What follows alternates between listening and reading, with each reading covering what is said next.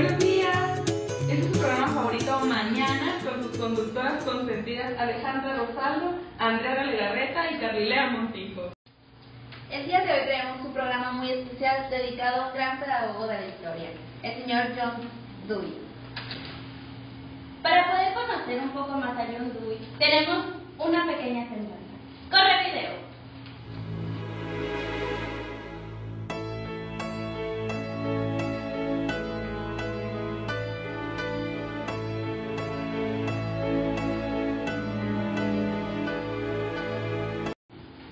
Es muy interesante conocer la vida de este gran señor que aportó bastante a la educación actual y también saber cómo era su contexto en el que se desarrollaron sus ideas.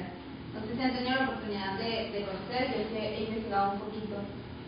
Pues fíjate que estuve leyendo el libro de Democracia y Educación y hay una pequeña parte que me gustó mucho. Dice que la materia de educación consiste principalmente en los significados que proporcionan un contenido a la vida social que existió antes para poder influir en lo que ahora existe.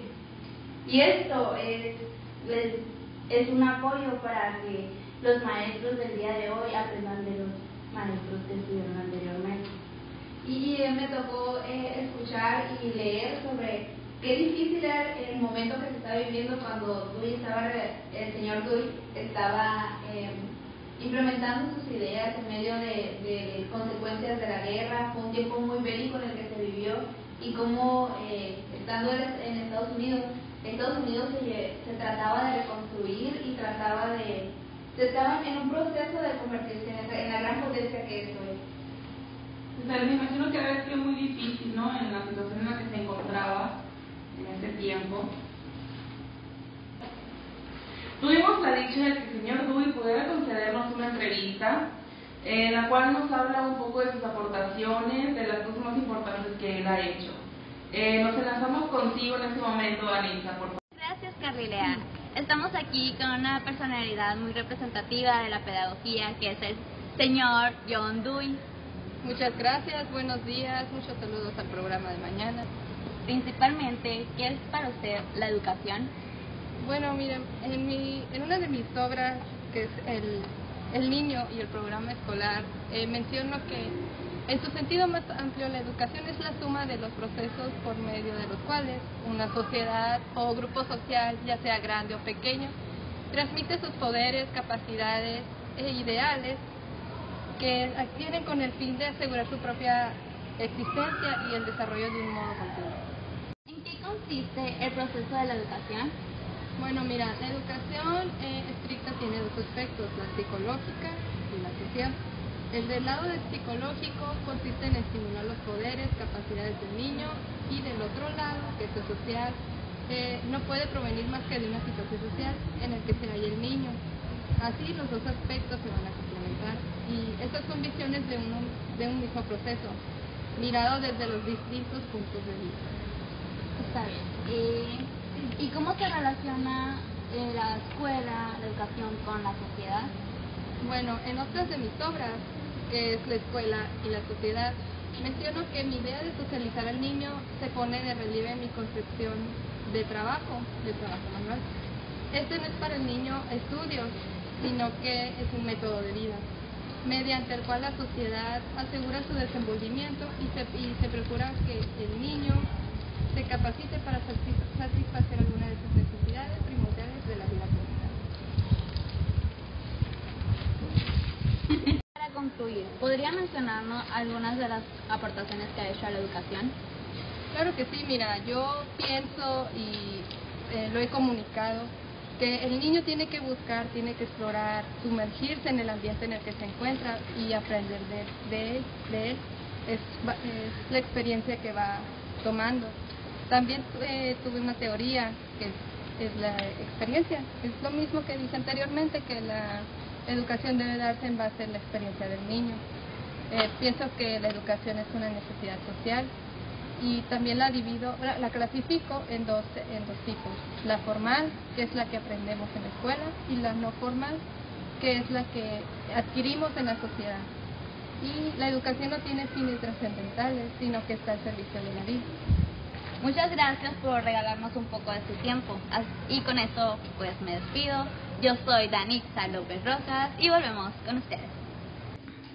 Bueno, como pudimos darnos cuenta, a pesar de su estilo difícil y abstracto, las ideas de Dewey han mantenido a la vez una justificación para la reforma educativa y ha sido un blanco para los críticos de la educación.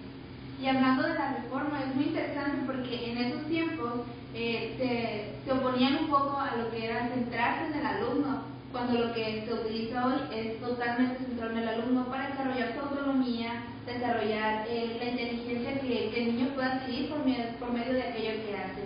Y es muy interesante cómo los tiempos se van transformando y se van tomando aquellas ideas que en aquel tiempo eran rechazadas por unos, pero adoptadas por otros, que vienen ahora a hacer nuestra reforma, nuestra revolución en el sistema educativo.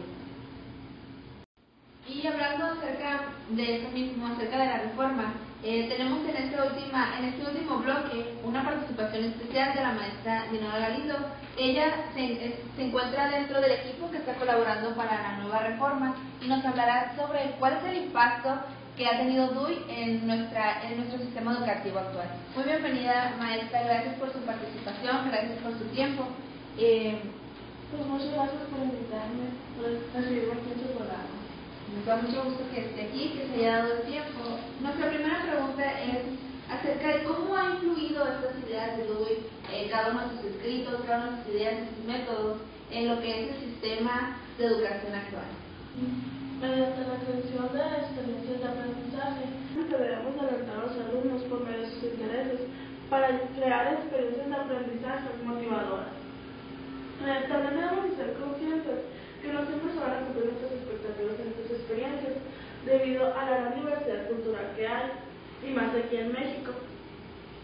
Además, como menciona en su libro Experiencia y Educación, en donde cada experiencia es una fuerza en movimiento, es decir, que si la experiencia es positiva, motiva al maestro a seguir trabajando de esa manera, seguir mejorando para el alumno.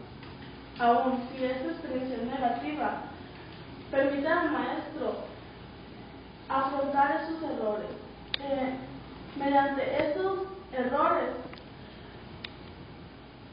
poder tener una mejor experiencia y cambiarlos o generar mejores situaciones de aprendizaje.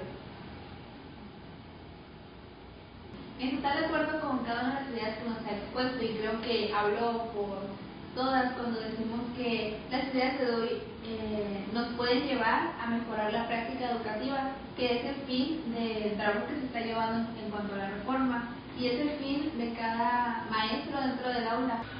Así es. Bueno, maestra Dinora, nos da mucho gusto que usted haya estado aquí, nos haya compartido un poco pues de lo que usted sabe, que se haya tomado la molestia de estar aquí unos pocos minutos, y pues nos da mucho gusto, esperamos que nos vuelva a acompañar en algún otro momento. Ok, gracias. Bien, ya por último, para despedirnos, queremos hablar sobre la frase del día, que es del señor John Dewey, y que dice así: las fuentes de la ciencia de la educación son toda clase de conocimientos investigados que penetran en el corazón, cabeza y manos de los educadores, y al que penetrar así hacen la realización de la función educativa más ilustrada, más humana, más verdaderamente educativa, si no es por la continuación del acto educativo mismo. Muchas gracias por habernos acompañado en este que es su programa. Nos vemos hasta mañana.